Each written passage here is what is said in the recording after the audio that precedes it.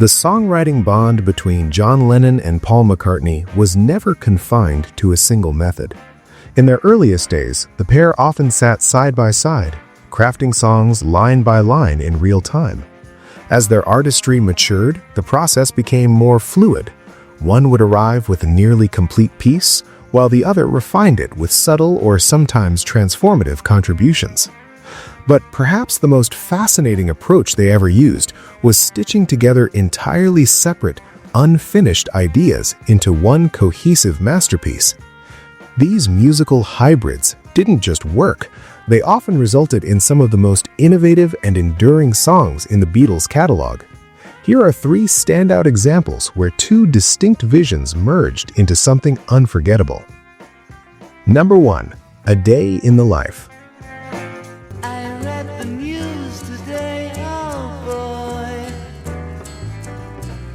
Few songs in popular music carry the same mythic weight as A Day in the Life. Frequently hailed as the crowning achievement of the Lennon McCartney partnership and often cited as the Beatles' greatest song, it's astonishing to remember that it began as 2 completely separate compositions. John Lennon's haunting, dreamlike verses were inspired by real-life news stories and his own growing sense of existential detachment. The lyrics drift through surreal imagery, capturing a world that feels both mundane and deeply unsettling. Yet the song initially lacked a bridge, something to tie its fragments together. Enter Paul McCartney, who contributed a brisk, almost whimsical middle section drawn from his own memories of rushing through a typical morning routine. The contrast couldn't have been sharper, yet somehow it worked. Woke up, fell out of bed, dragged a comb across my head. A huge part of that success belongs to producer George Martin, whose visionary orchestral crescendos didn't just link the 2 sections, they elevated them. The now legendary symphonic build, performed by a 40-piece orchestra instructed to climb from the lowest to the highest notes chaotically, became one of the most revolutionary moments in studio history. Even decades later, the track, featured on Sgt. Pepper's Lonely Hearts Band, still feels daring, cinematic, and emotionally overwhelming. Number 2. Baby, You're a Rich Man.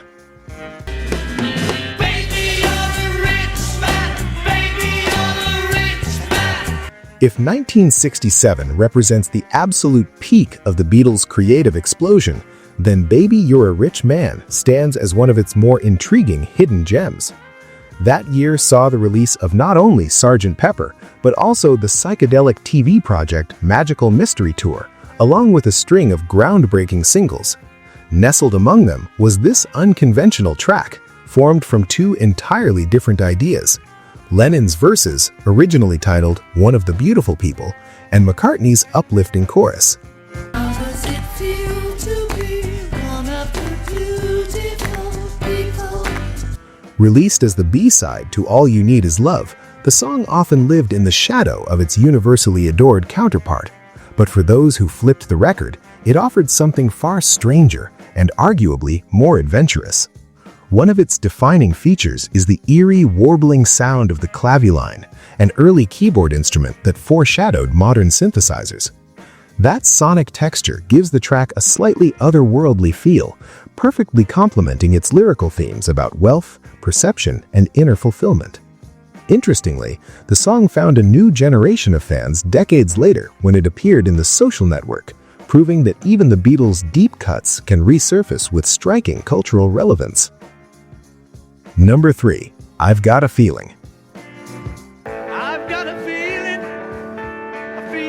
deep inside, oh yeah. By the time the Beatles began work on the Let It Be project, tensions within the band were at an all-time high. The recording sessions, later chronicled in both the original film and The Beatles' Get Back, were often chaotic, uncertain, and creatively fragmented. Yet out of that turbulence came I've Got a Feeling, a track that feels remarkably alive and energized. This time, Paul McCartney brought in the song's main body, a driving, bluesy number full of optimism and forward momentum. Meanwhile, John Lennon had been working on a completely different piece, centered around the reflective line, "Everybody had a hard year." Instead of separating the ideas, the band layered them together. Lennon's section doesn't function as a traditional bridge. Rather, it weaves in and out of McCartney's structure as a counterpoint, almost like two internal monologues happening at once. The result is a compelling emotional duality, McCartney's hopeful outlook pushing forward, while Lennon's more cynical voice pulls back. That tension gives the song its depth, making it one of the most human and honest moments in the band's late-era output, famously performed during their iconic rooftop concert in 1969. These hybrid songs reveal something crucial about the Beatles at their peak. Even when working separately, John Lennon and Paul McCartney could come together in ways that felt almost alchemical. What might have remained two incomplete sketches instead became timeless works, proof that creative collaboration, even in fragments, can lead to something far greater than the sum of its parts.